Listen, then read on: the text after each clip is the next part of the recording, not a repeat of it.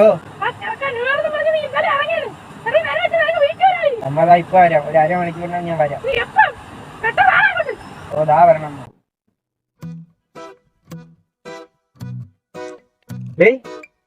വീട്ടിൽ നിന്ന് വിളിച്ചടാ, വീട്ടിൽ എന്റെ വീട്ടിൽ നിന്ന് വിളിച്ചു, പെട്ടെന്ന് ചെല്ലാൻ പറയും.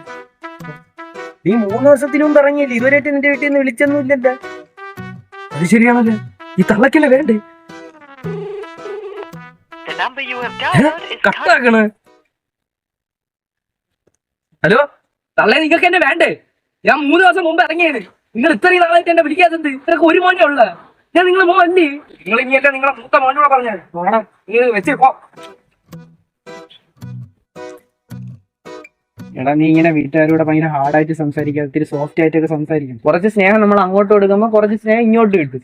അങ്ങനെയൊന്നും അല്ലടാ, അവർക്കൊരു മൂത്ത മോണ്ട്, അവനൊരു തുമ്മൽ വന്നാലും അവന്റെ നിക്കർ കീറിയാലും അവർക്ക് ഭയങ്കര തെങ്ങും.